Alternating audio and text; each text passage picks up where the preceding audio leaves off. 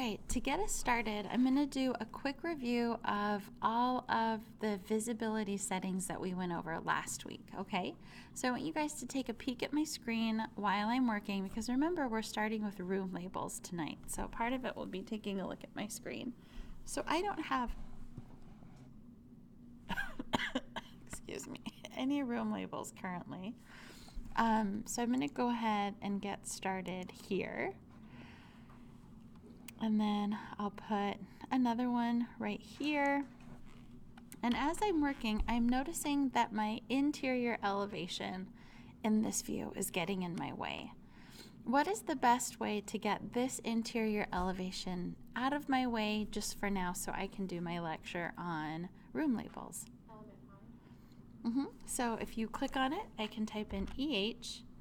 And then unfortunately, it does each view separately. I'm going to back up. The reason why it does each view separately is because the example I gave is, let's say that this view isn't a view that's ready for your client. You can hide that one without getting rid of this one. The difference is when you deselect this, it deletes it. Okay, so there's a difference between element hiding it and then unchecking that box. But I'm going to go ahead and hide all three of these. And then to bring that back, how do I essentially bring it back once I've hidden it? I'm going to dish in. I'm going to let somebody else take the next one. Do you guys remember that shortcut?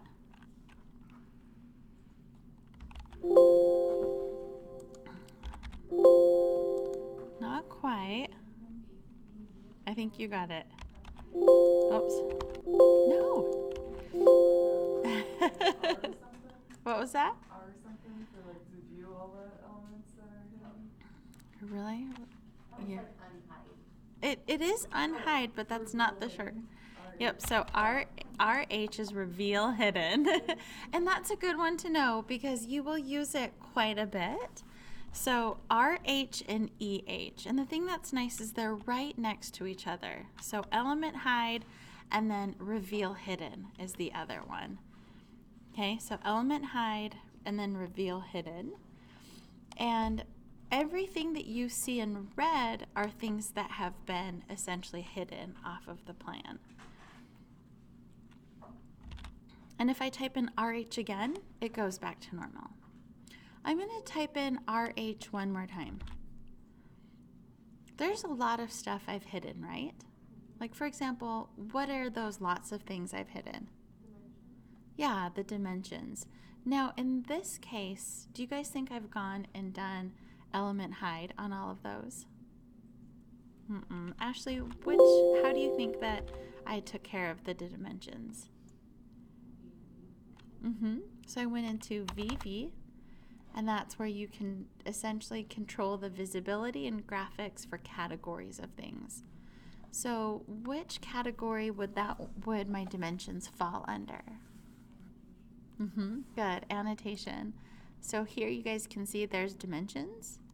I can click on that, and then just for now, I'm going to hit apply so you guys can see them turn on, and then I'm going to go ahead and turn them off again, and then I'll hit OK. Yeah. And that's, is that just by sheet? By sheet, yep. Not even by sheet, by view.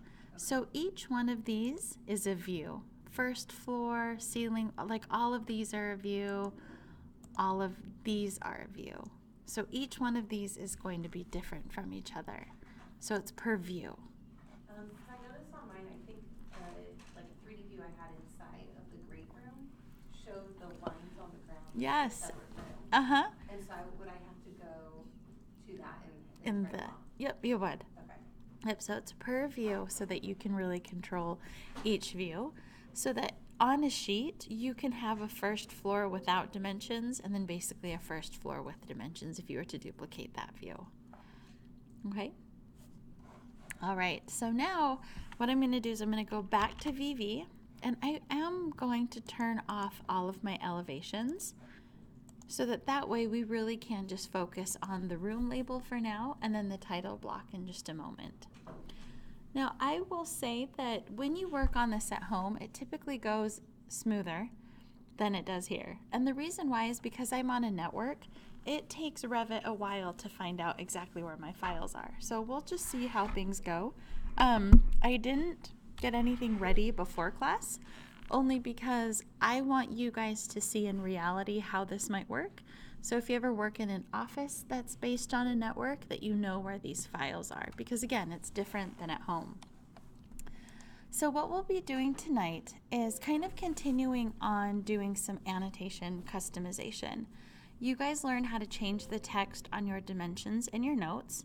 And a few of you guys even asked me already, how do we update our room labels? And so now we will finally do that so you can get everything to be pretty cohesive, that same font that you wanted. So what I want you to do is click on your room label, and you can either go to Edit Family up here at the top center of your screen, or double click it like you probably always do on accident without meaning to. And then we are going into what's called essentially family editing. We'll be editing this room label.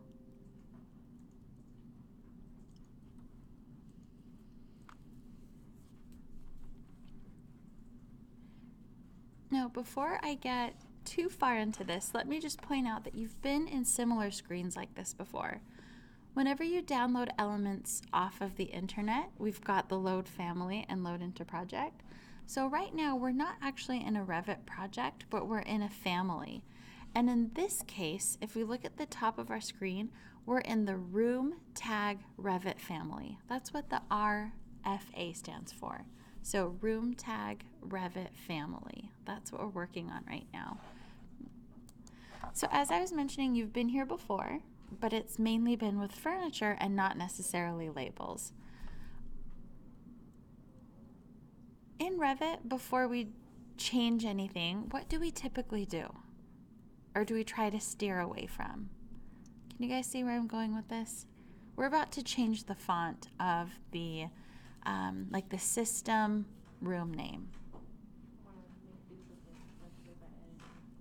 Yeah, so before we make any edits to this, let's go up to File, and then Save As, and see how now one of our only options is family. So the project is gone, the template is gone, this time it's a family that we're saving. So let's go ahead and click on that, and this is where it gets really messy in Revit. What file did it take you guys to? Okay, me too. So what we have to do now is, at this point, I am going to pause the lecture because I don't want you to see me fumbling through all the files. But when you're at home, you need to find out where your Revit family files are located. So what I'm going to do is I'm going to pull it up for you, and then you guys are going to find that file path with me. Let me pause. Okay, so now that I'm ready to save it as a family, again, I was at File, Save As Family. I couldn't find it here in the documents. So what I needed to do is, I'm going to hit cancel on that. Outside of Revit, I'm going to show you what you need to do to find your hidden files. First, go to your search bar and start typing in the word hidden. Now remember, this is a Microsoft search, it's not a Revit search. And you should see in your control panel, show hidden files and folders. And when I click on that, this menu pops up. And just make sure that here you have selected Show Hidden Files, not Don't. Okay, because the folder that we need is a hidden file. And that's really what makes this part of the class so tricky. This is why I'm saying it's such an advanced part. Because it's not only making you know how to work in Revit, but it's how to go into your Windows side of things and change it up a little. Does anybody need me to do this part one more time? You guys got that okay? You're good? Okay. So I'm going to click on OK. And now when I go back here, I'm going to go back to the Save As option. And when I go to my C drive, please notice that now that I've shown my hidden folders, there's a really light program data folder that I wouldn't have seen before unless I change that option. So in program data, we also want to go to Autodesk. After we go to Autodesk, this is also a little bit tricky. There's Revit, Revit Server, all these other things, but we want RVT 2020. So Revit's trying to be really tricky. They don't want us to find those family files and delete everything. So they're like, we're going to bury this. Okay. Once we're in here, do you see that there is a library folder? We're not there yet. We are under US Imperial. That's what we're looking for. And now before I get any further, even though we're talking about annotations in a room tag, one of you asked me about 3 weeks ago when we were downloading stuff off the internet, what if I wanted to use the sofa over and over again? This is where you'd save it. So you'd come into furniture here, and then that way when you go into load family, it's always listed there with everything else. It's not stuck in your downloads folder, okay? And then last but not least, annotations. And you can see down here at the bottom, room tag hallelujah. But we want to rename it something new, okay? So we don't override this. Just for our class, let's make a new one and call it room tag SLCC. And then just know that for your final project, you'll be doing this again, but it'll be your own custom room name that you can call whatever you'd like. I'll hit save on that. And then before I get too far, I'm going to do save as again, family. And I'm going to pull this menu out real quick so you can see where we went. C drive, program data, Autodesk, RVT 2020, libraries, US Imperial, and then from there, annotations, furniture, whatever it is you might be working on. Okay? Took us a minute to get here, but we found it.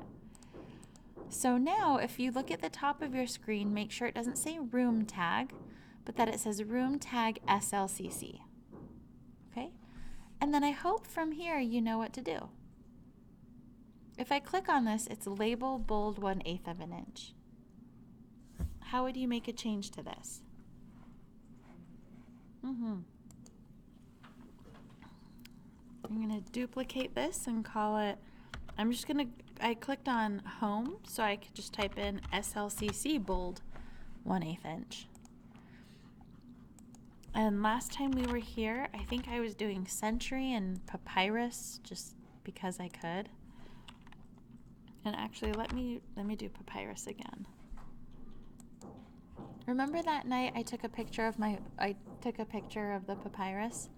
I forgot to show my husband, and later I gave him my phone to look at pictures of kids, and he was scrolling through and he's like, did somebody use papyrus in your class? And I was like, it was me, I forgot to show you. And with each one of these, they are unique because we had label 1/8 inch bold. This is just label 1/8 inch. So again, this is really redundant. I'm just duplicating it again and calling it SLCC. I didn't notice that it's adding the 2 automatically, so I'm going to delete that.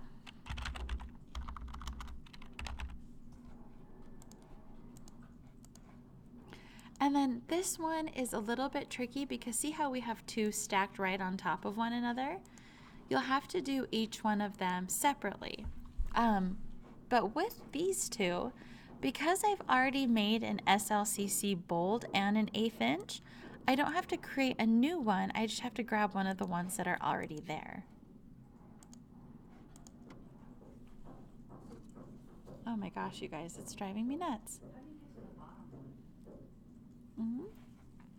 So if you look on my screen workout, it's really subtle, but if you just slide your mouse over, see how one of them's really wide, one of them isn't quite as wide?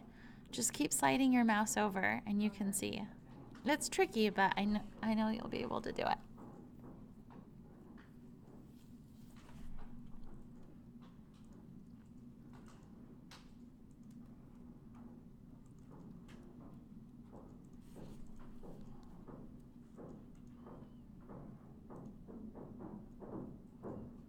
Oh my gosh, this is going to be awful on our lecture. At any point when you guys are done, go into load into project and close. Save changes, yes. And now it'll just put in essentially a duplicate room number. Okay, so now when I go to architecture and then room, you can see that when I pull down here on properties, I have room tag SLCC and then regular room tag. Do you see those two different types?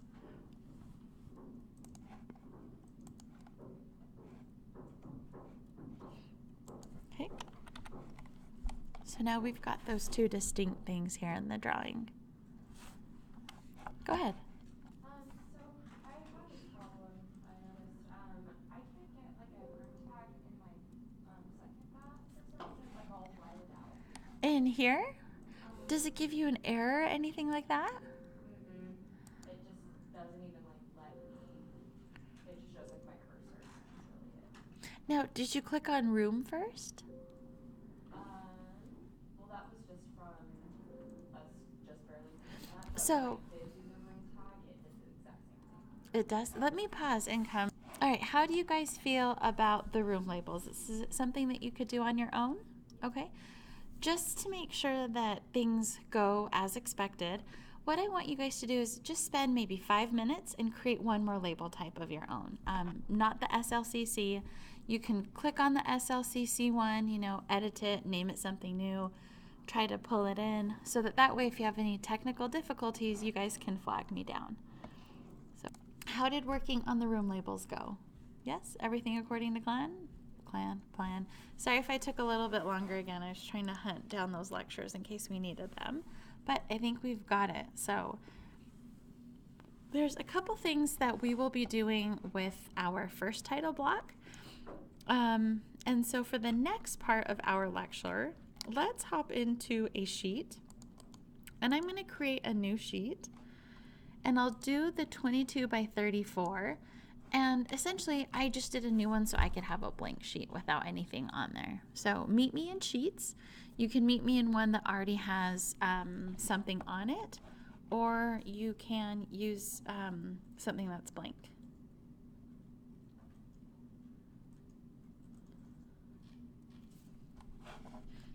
Then after you've done that, I would like you guys to meet me in our class page. We're going to grab a file. It should be easy to find. Let me get to our class, sorry.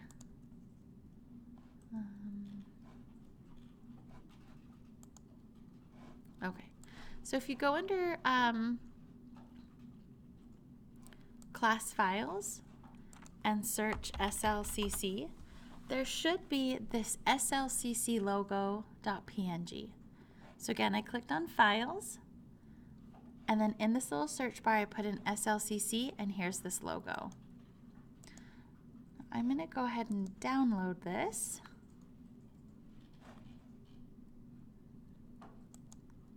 You guys can keep it in your downloads. I'm going to do this where I click on Show in Folder, and I'm going to move it just by dragging and dropping it where I want it to go. Because look at all these downloads. I don't even know where it went. There it is. It's right here. But I do have a Revit file, and I'm going to drop it in there.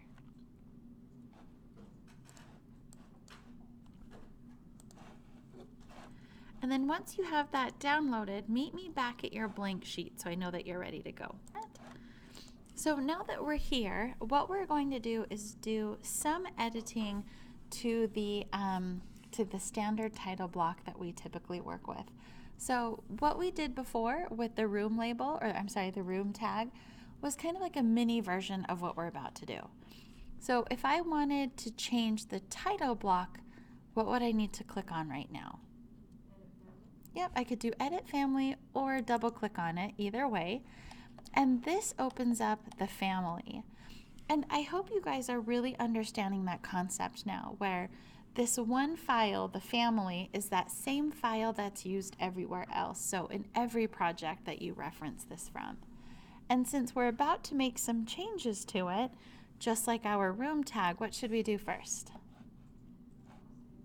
Yeah, so File, Save As. We're still in the family.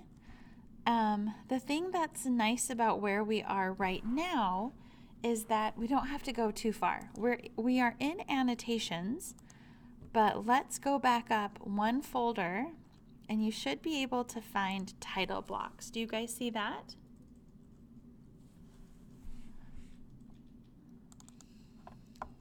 Now in here,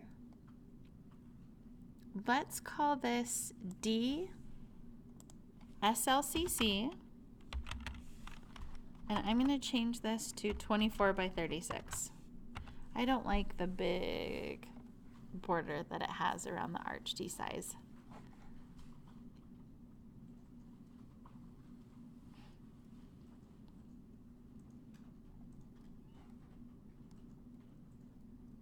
Right. Then once you've got that name in there, go ahead and click on Save.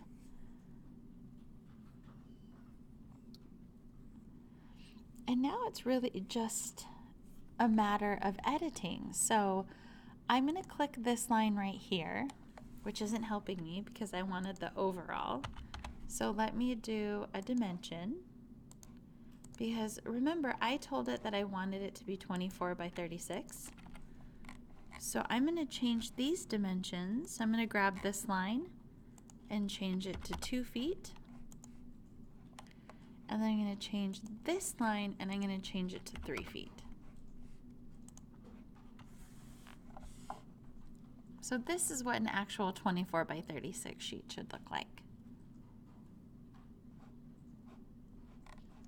So again, here's 3, and I've got the 2 over here. I did, yep, because my quick dimensions weren't working and I didn't want to spend the time. So when I first clicked on it, see how it's giving me this dimension right here? Even when I'm clicking on it, it's not going where I want it to go. I could drag it out here and, you know, that would have worked too, but I just decided to draw them in myself.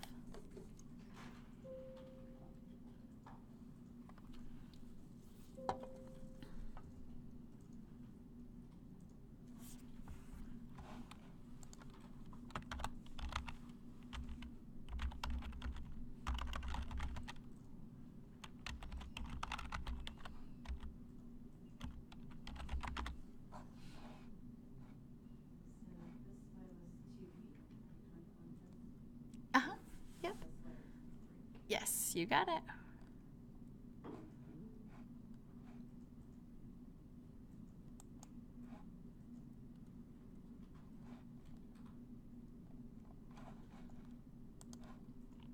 All right. I'm going to skip ahead to the next step. So just take a peek, even if you guys aren't quite there yet. I think it's easier. I mean, there's a couple different ways of doing this. So let me show you 2 things. First, I'm going to figure out the margin is set at a 1/2 inch. Okay, so I can grab this line and just type in 0.5. I could do that. Or the other thing that I could have done is I could come to the offset command and my offset 0.5, either one, and I'm going to offset this line up here. Okay, and then I could use the TR command to fix up these lines right here. Oops. So either one of those works. One of them might work better for you. For now, I'm just going to cheat and trim off trim this off right here. So I have kind of like this weird area right there. I'm going to see if I can just move this down using the move command. There we go. Not perfect, but better than what it was.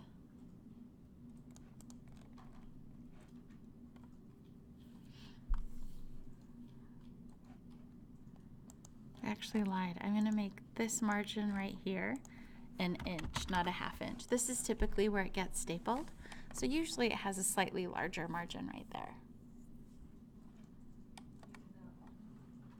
I did it 1 inch instead of a 1/2 inch on the left side.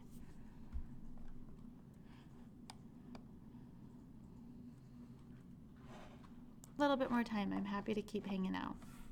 Now this next part, So right now, the only thing that we've customized is the size. We made it a 24 by 36. I think that Revit will mostly have the templates you want, but in case you don't have an 11 by 17, this is essentially how you'd make one. You'd come in and you'd adjust the lines just like we did, right? The next thing that we're going to do is we're going to insert not an Autodesk logo, but an Slcc logo. And just again, fast forwarding to your final, for your final project, I'd want you to put in your own logo here. Even if you don't have a logo, just use the text box and put something there. Don't let Autodesk take the credit for your work. So once you've deleted what's here, you can go into the Insert menu, and do you see how you can pull in PDFs and images?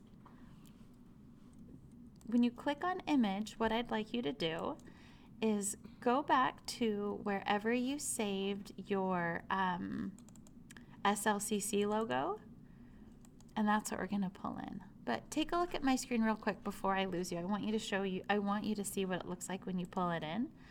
It comes in huge at first, so this is showing you this is how big the image is.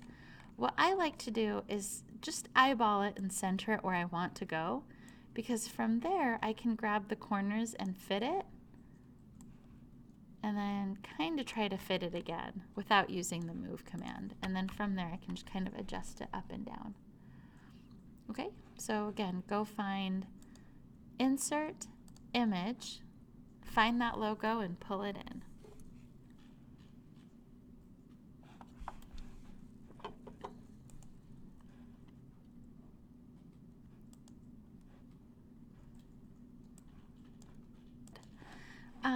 After that, after you have your logo in, you can really come through. If you don't have consultants, you can delete them. If you don't think you're going to have revisions, so this is an actual schedule for revisions.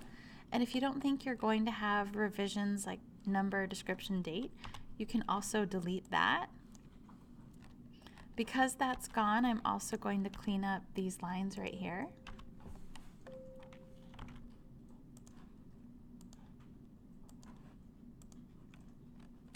Right.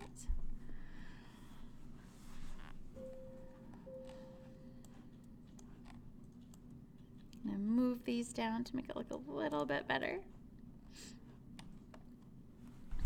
When students first start working in Revit and they're making their own title blocks, they often ask me, like, is it normal to have this much, white space or blank space? And it's totally fine. As long as it's legible, it's okay to have some blank space in here. So it's okay if you have this much white space in your project area. It doesn't have to be filled up with stuff. Okay. And then the next part that I would like to show you guys is, it still is, I can just show you with this file right here, but under the Create menu, do you see that there are labels and text? Those are the two big things that I want you guys to see. Now, if you click on Client Name, do you see how it's a label? Okay. And then if I click on January, it's also a label. So none of these things are text. These are actual labels that have been created. Like, for example, this one right here, this is also a label. So these are smart BIM objects. If you just put in a text box here and called it 1/8 of an inch, it would never actually update on your plan. So if you ever wanted to create your own custom size sheet, and I'll post that lecture as extra credit. If you ever wanted to do your own sheet, you would need to come into Create and try one with me. Let's actually delete the scale, and then let's try to pull it back in. So the label's gone. If we click on scale, do you see how that's actually text? Bless you, Julie. Or Jules. Julie. Who's Julie? Sorry. Okay, see how this is text? But what I want is I want to go into Create, Label, and right now it doesn't look like it's doing much. I'm pretty sure it was 1/8 of an inch, right? I can change that after, but I can select the size now. And when I click on my screen, that's when it actually starts doing its thing. It's like, oh, okay, you're creating a label. These are all the different labels I can enter. So there's project name, project number. What am I looking for specifically? Scale. Yep, scale. And I'm gonna pop that in there. Scale, sample value, 1/8 of an inch. Okay. And now what I need to do is format it a little bit. I'm gonna take the text to the right side, maybe, if it'll let me. Edit label.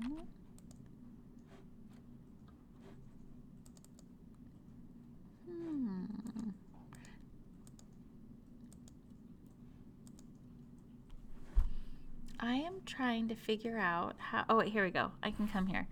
So horizontal line left, right. It's right in my properties. I like it better when it's up here. So I guess if you wanted to do the justification graphically, you have to do it before you insert your label. Afterwards, you have to come to your property. See how we have horizontal align and vertical align? You can change it there.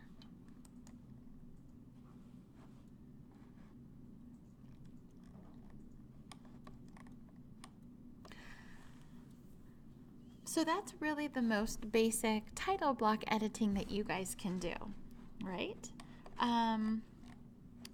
A couple things I want to point out that are really helpful. I'm gonna have you guys add one more label here.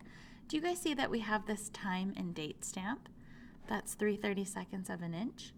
Another one that we're gonna put right underneath it, let's go back to labels. Let me make sure it's not somewhere else. Nope, this one does not have a file path. Let's go back into create. Let's do another label. And remember, your graphic alignment only comes up at this point. So if you know you want it on the left, right, whatever, change it now, or you'll have to do it in your properties later, unfortunately. And I'm pretty sure I want this left justified. So I'm gonna click on left now. And I'll do a middle align. And we want it to be tiny. So let's select 3/32. I hope I didn't lose anybody. Everybody still with me? Yeah, good. So now that we've got the 3/32, let's go ahead and click on the screen again. And what we want now is file path. And throw that in there.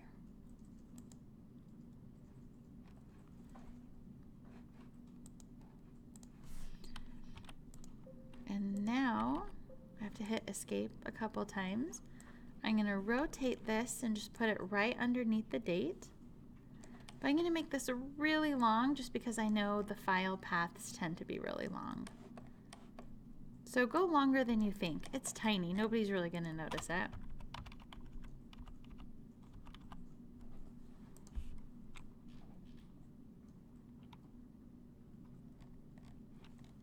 Okay.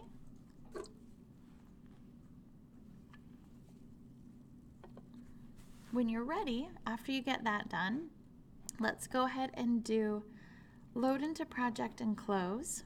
Save the changes.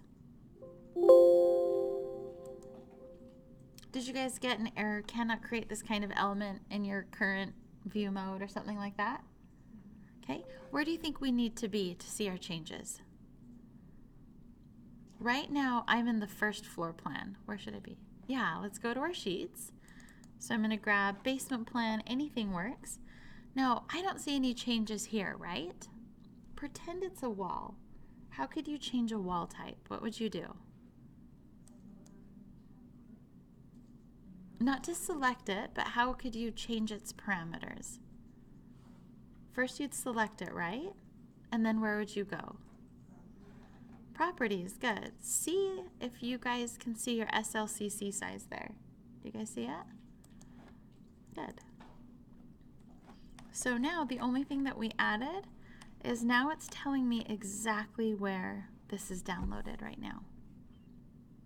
And this is really helpful in an office so that if you and a partner are ever working on something, they'll know exactly where you pulled the files from. It's especially helpful if your files are always supposed to be in the exact same place and they happen to not be. That's a great way to go back and be like, dude, where were you working? Where did that file go? The other thing that I use this for, it's pretty, so in CAD, the file stamp, no, it's not automatic, but it is helpful for people who are looking for a plan. Sometimes if you are trying to call an office and say, hey, I need a base plan. So Deshina, this might come in handy for you. Look for that little timestamp and that'll help them get the base plan for you if they've included it. So a little bit of advanced Reviteering tonight. I don't think it was anything too scary for you guys. So with that, for your next assignment, really I just want to see the Slcc logo and then basically the consultants and everything else taken off. So you can really use the title block that we did tonight. Again, because it's summer semester, we kind of scale back just a tiny bit. So I will add the lecture for creating a title block completely from scratch so that you guys can start that. Really the only thing that I'm doing is I'm going over how to do the size that we did at the very beginning, you know, a little bit slowly, the offsets, more offsets to create this, and then everything else is just putting in labels and making sure that you're putting it in correctly. Jules? Yeah, let's do the updated Slcc one. Yeah, so by the time we're done with that, which I think is a week from today, I'm so far off of time. I think it's a week from today, or it's Tuesday. We can do Tuesday if you need another weekend. But that's what we'll use for that one. Okay?